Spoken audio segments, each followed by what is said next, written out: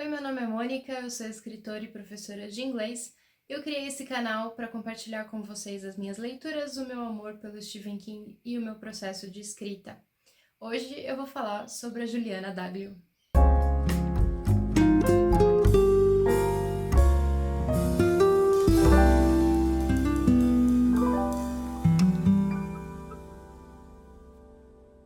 Então, se você não conhece, Juliana Daglio é uma escritora brasileira de terror e YA, fantasia, e ela é muito provavelmente a minha escritora brasileira favorita do momento, já tem alguns anos.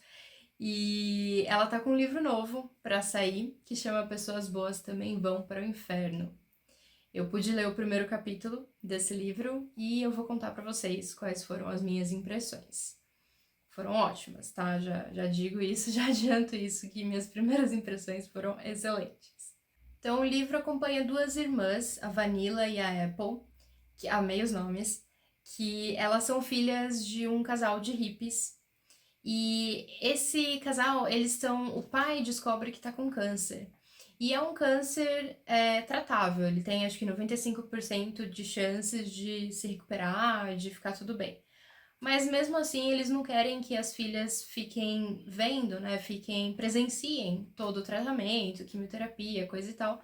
Então eles mandam as meninas, eles moram em São Paulo e eles mandam as meninas pro interior pra passar algumas semanas, alguns meses, não sei, com os avós paternos delas, numa cidade chamada Rosário, no interior de São Paulo.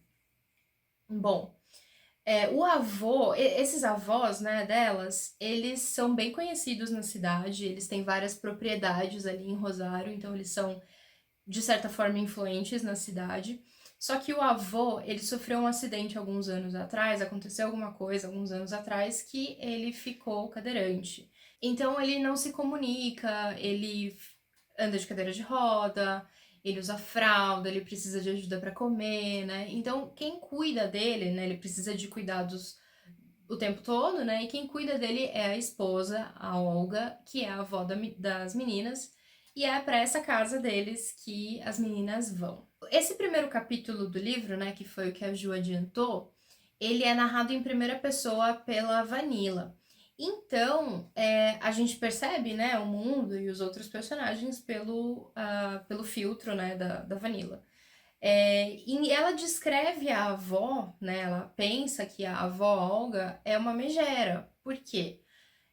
Teve algum desentendimento entre o pai das meninas e os avós delas, né, os pais dele, que a gente não sabe o que foi, né? Mas teve algum desentendimento ali que desde então eles mal se falam, né?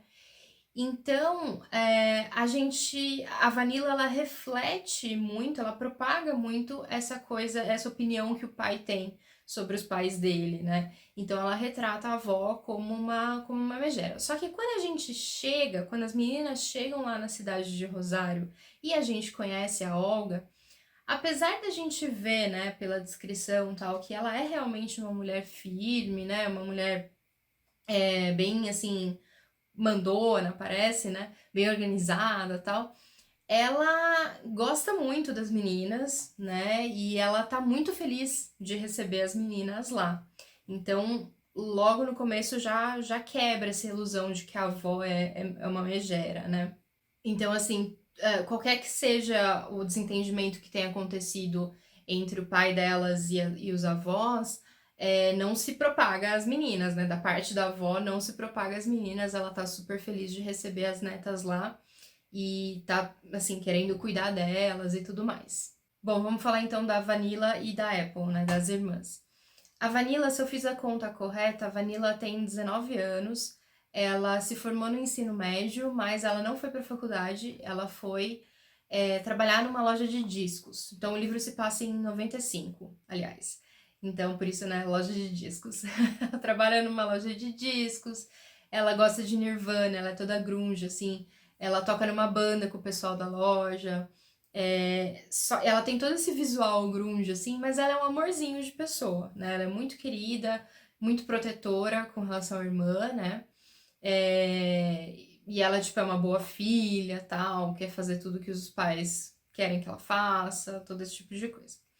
A Apple é mais nova, a Apple acho que tem 16 anos, e ela sim é a rebeldezinha das duas. A Apple, ela jogava vôlei.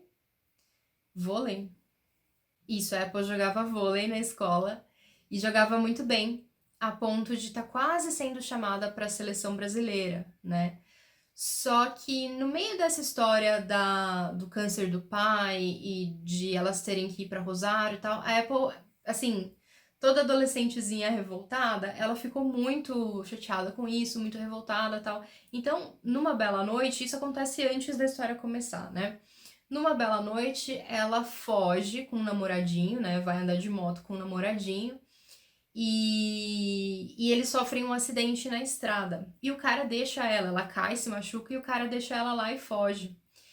Então, nesse acidente, ela machuca a perna e aí ela não pode mais jogar. Então, ela fica muito mais rebelde do que o normal dela. Ela fica bem insuportável, na minha opinião. A Apple, assim, dá uma vontade de dar umas esganadinhas nela.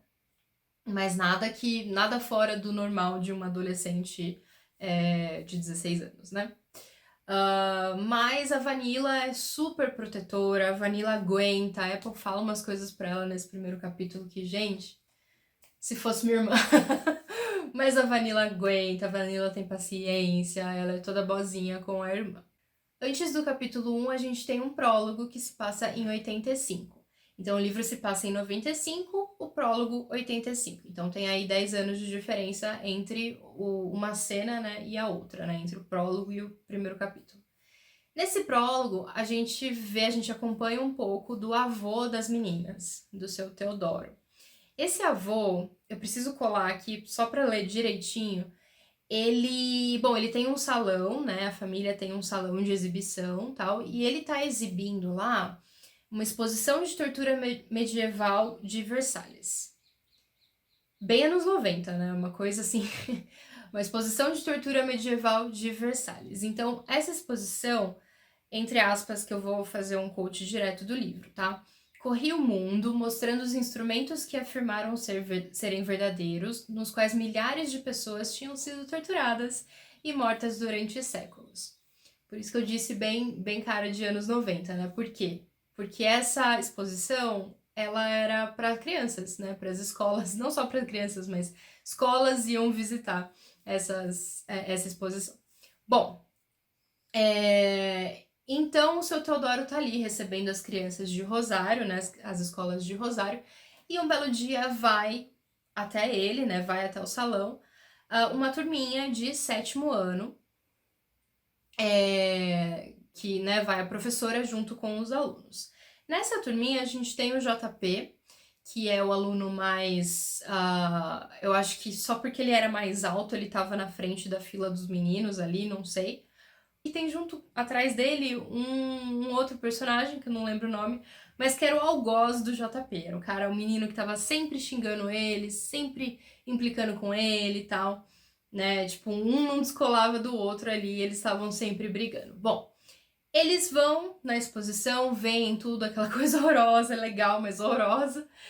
E aí, depois, eles saem dessa sala da exposição e vão tomar um café, né? O pessoal lá do salão tá organizando um café para eles.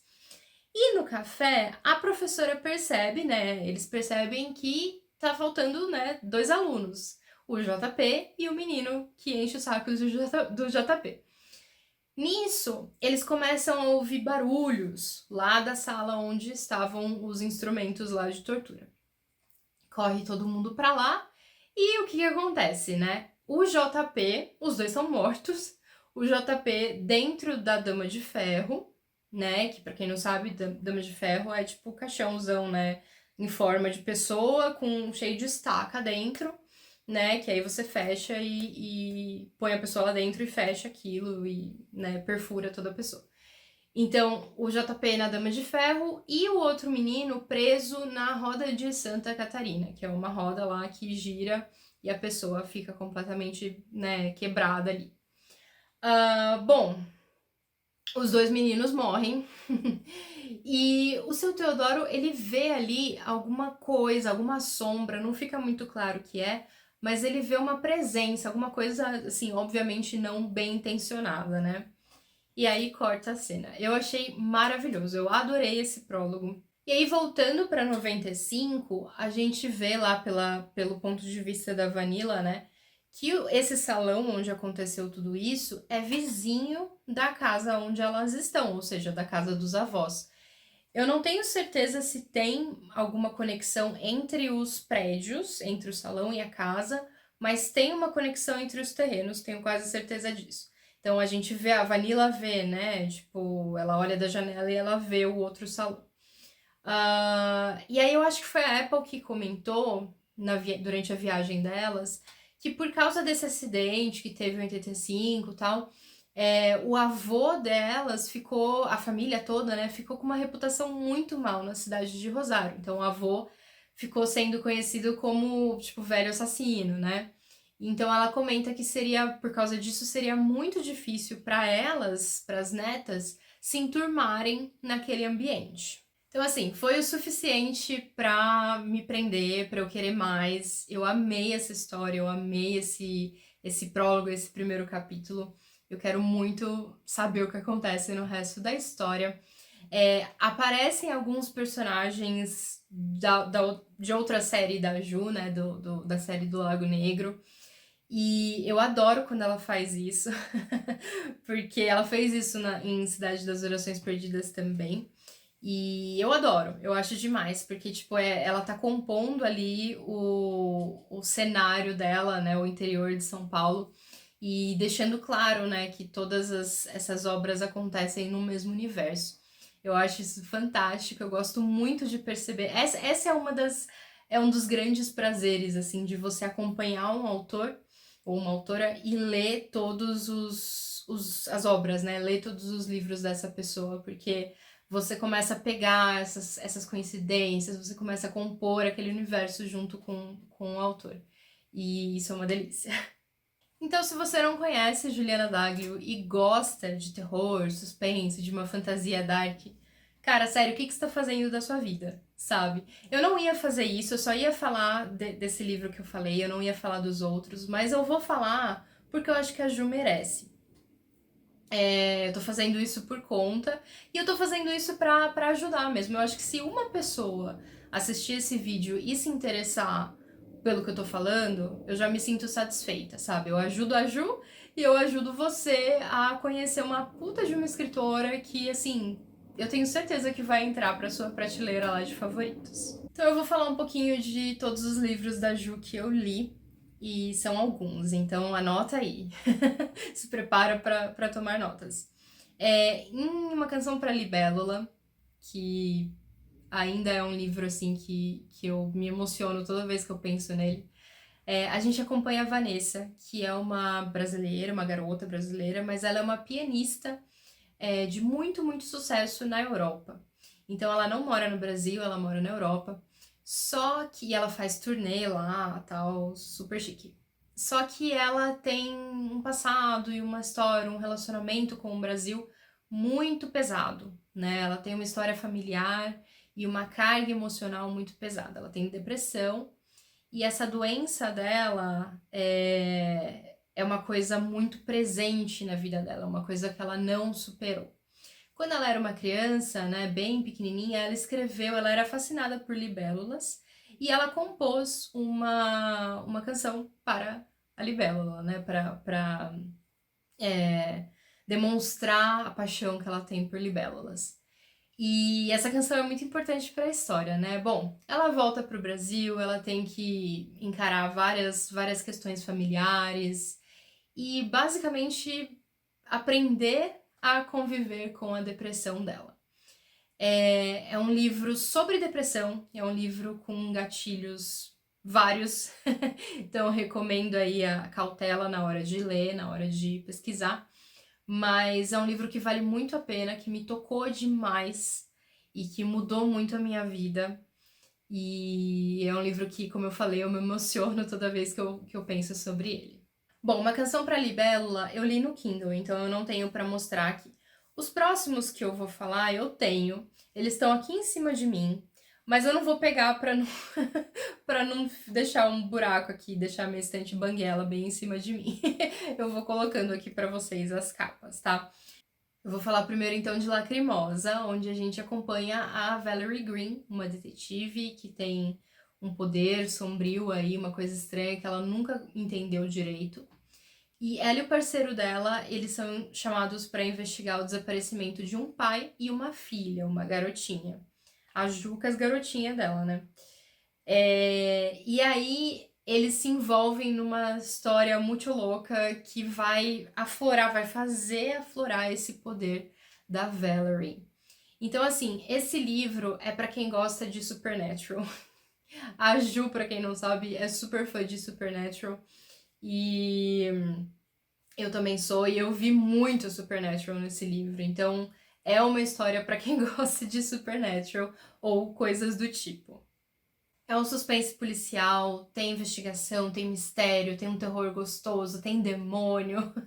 Leiam, porque se vocês gostam desse tipo de livro, leiam que vocês vão gostar de Lacrimosa. É, assim, é uma leitura bem que você não quer deixar de lado, né? Você quer terminar logo, é bem gostoso de ler. E agora eu vou falar do Lago Negro, que como é uma série, eu não conseguiria falar de um livro sem dar spoiler do anterior. Eu vou ler para vocês a sinopse do primeiro livro, que eu acho que já prende bem, tá? Então a gente tem a Verônica Catani está escrevendo o seu primeiro livro. Seguindo os passos do seu pai, o falecido Andreas Catani, seu principal objetivo é dar vida a histórias reais em forma de fantasia. Mas antes ela precisa cair nas graças de Carlos Velasquez, o antigo mentor de Andreas e atual professor na Universidade de Lagoana, onde agora ela estuda, né? Então, o primeiro livro, a gente tem a Verônica se mudando para Lagoana, ela passa na faculdade, né, nessa Universidade de Lagoana. Ela se muda para lá, ela começa a ter aulas, ela conhece o tal do Carlos Velasquez. E aí, gente, que acontece? Ela tem um livro que ela tá escrevendo, mas ela escreve esse livro, ela retrabalha esse livro desde que ela era mais nova. E conforme ela vai escrevendo, ela tá retrabalhando um plot, né, um enredo que ela já tinha escrito antes. E ela vai escrevendo isso e ela vai tentando melhorar, né, pra impressionar esse professor. E ela não percebe que parece que as coisas estão se tornando realidade, né? Parece que o que ela escreve se torna realidade. Deixa eu continuar lendo aqui para vocês a sinopse. Na tentativa de escrever seu enredo maluco e chamar a atenção de Velázquez, a jovem não percebe estar acordando demônios antigos, espíritos malignos que viviam no fundo das águas de um lago escuro. Agora, a realidade e a fantasia se misturam. É impossível discernir quem são pessoas reais e quem são seus personagens. Quem irá tirar Verônica das teias de sua própria loucura? Então, realmente eu não conseguiria dar spoiler, né? Tipo, falar de um livro sem dar spoiler do outro. Por isso eu vou parar por aqui. Mas assim, essa é uma série que a Juliana ela me surpreende a cada livro. A gente tem o primeiro que é o Lago Negro, o segundo Submersão, o terceiro Profundezas Sombrias e o quarto O Emergir da Escuridão, que tá chegando semana que vem aí pelo correio. Eu fico embasbacada com o universo que a Ju criou para contar as histórias dela. Porque é um nível de detalhe, sabe? Os personagens são muito reais, os cenários são muito reais, é tudo maravilhoso. Não tem nada nos livros da Ju que seja barato, que seja um truque barato, sabe? E na leitura você percebe o quanto que ela se importa com aquilo, com as histórias que ela conta, o quanto ela se dedica a melhorar, sabe? E se dedica, eu não tô só falando de horas de escrita, né? Porque, claro, ela tem que passar o tempo dela ali escrevendo, que é uma coisa que demora. Mas eu tô falando de pesquisa, de melhora mesmo, né? De se tornar uma escritora melhor. Porque se você pegar um Lacrimosa e um Cidade das Orações Perdidas, por exemplo, você percebe, é nítido assim o quanto que a escritora evoluiu, o quanto que ela aprimorou a arte dela, né? O quanto que ela se dedicou a melhorar entre um livro e outro. E eu vou falar daqui a pouco do Cidade das Orações Perdidas. Isso não significa que o Lacrimosa é ruim, né? Que os livros anteriores são ruins, mas que os livros mais novos são excelentes, né? Então, assim, o Cidade das Orações Perdidas, eu fiquei de cara, assim, o quanto que esse livro é bom. E é por isso que eu tô tão animada por esse livro novo, né? Pessoas Boas Também Vão pro Inferno, porque é um livro que ela já tinha escrito antes, né? Mas que ela reescreveu agora pra lançar. E então, ou seja, ela retrabalhou esse livro e tal. E, gente, eu tô muito ansiosa pra essa leitura. Eu acho muito raro hoje em dia encontrar livros novos, né? Livros inéditos que pegam a gente do jeito que os livros da Ju pegam. De verdade, eu acho isso muito difícil de encontrar. Eu, pelo menos, não consigo encontrar isso tão facilmente. Eu acho que tem uma intenção, sabe? Tem um amor, tem um carinho que ela coloca nos livros dela que são bem palpáveis. Durante a leitura você consegue perceber o quanto que ela se importa com a história que ela tá contando, com os personagens que ela cria. Enfim, a Ju é maravilhosa. Esse vídeo é tipo minha carta de amor, a Juliana Dagle. Bom, Cidade das Orações Perdidas. O livro não tá aqui em cima, por quê? Porque ele está com meu pai. Meu pai gostou tanto do livro, começou a ler as primeiras páginas e ficou apaixonado pelo livro e levou o livro embora. Então ele ainda não terminou de ler. Então, por favor, pai, leia e devolva o meu livro. Por favorzinho. Em Cidade das Orações Perdidas, a gente tem a Ramona, que é outra garotinha macabra, que ela é uma gracinha, mas toda vez que tem alguma cena, algum crime hediondo, né, tá lá a Ramona com um ursinho de pelúcia caolho dela na cena do crime. Então, assim, ela nunca tá envolvida, né, óbvio, uma criança não seria capaz de fazer as coisas que acontecem, mas ela tá sempre na cena do crime, como assim, né? E a gente tem o Virgílio, que acho que é o personagem. Meu personagem favorito da Ju é o Virgílio. Eu acho que de todos os livros, eu realmente me apaixonei pelo Virgílio. Ele é um policial, todo durão, cascadura com coração mole, sabe? E ele é um policial e ele foi afastado porque teve uma tragédia pessoal e tal. Bom, e ele mora em Oratório, né? E em Oratório também existe uma presença que é o Homem dos Pés de Bode. Então, assim, Oratório é uma cidade aparentemente muito religiosa, né? O nome dela é Oratório. Só que o Homem dos Pés de Bode, ele tá lá e por causa dele, né? Por causa dessa presença aí macabra, as orações, os pedidos de socorro, tudo que acontece em Oratório não é ouvido, né? Então você reza lá pro seu anjo da guarda, para Deus, e sua oração não é ouvida. Tem alguma coisa, tem alguma maldição naquela cidade que impede que as almas ali tenham paz. Bom, a Ramona, ela é adotada pelo irmão do Virgílio e, para surpresa de todo mundo, ela e o Virgílio se tornam amigaços, assim, inseparáveis. Ela cola desse novo tio dela, né? E ela fala pra ele que você é o único, é você que vai me salvar, é você que vai salvar essa cidade. Ai, gente, que fofura. Que fofura. Então os dois unem forças ali pra tentar salvar o Oratório, pra lutar contra o Homem dos Pés de Bode. Esse livro é baseado em folclore, é baseado em histórias de terror que nossas avós contavam pra gente dormir, né? Pra gente ficar com medo na hora de dormir. E é um livro que fica com a gente, mesmo depois que a gente termina de ler, é um livro que dá vontade de ler de novo várias vezes. Pai, devolve meu livro, por favor. E foi com esse livro que a Ju se tornou, assim, que cimentou, sabe? Que ela se tornou minha escritora brasileira favorita. Eu não falei dos contos, eu não falei do Vovó Chamou o Diabo pra Ceia, que é sensacional, é um conto sensacional. Não falei dos livros de vampiros, então aí, assim, tem coisa pra vocês descobrirem ainda, tá? Todos esses livros que eu comentei, eles estão disponíveis no Kindle Unlimited. Então, assim, são preços bem acessíveis. Assim, Kindle Unlimited, né, de graça pra quem tem. E mesmo se você não tiver o Kindle Unlimited, eles têm preços bem acessíveis, tá? Lacrimosa e o Cidade das Orações Perdidas, eles foram livros que foram lançados por editoras grandes. Então eles têm realmente um preço mais elevado. Mas assim, gente, vale a pena. De verdade vale a pena, principalmente o Cidade das Orações Perdidas. Então essa foi minha carta de amor a Juliana Daglio. Eu espero que eu tenha falado sobre o seu próximo livro favorito. Eu vou deixar linkados aqui na descrição todos os livros que eu falei e também vou deixar o link para o Instagram da Ju. Deem uma chance não só para os livros que eu mencionei aqui nesse vídeo, mas também para o próximo lançamento dela. Pessoas boas também vão para o inferno. Eu gostei de fazer vídeo assim, só sobre uma autora, talvez eu faça sobre outras autoras e autores. Se você gostou, deixa aqui nos comentários sugestões de alguns nomes aí que você gostaria que eu falasse. A gente se vê no próximo vídeo. Tchau!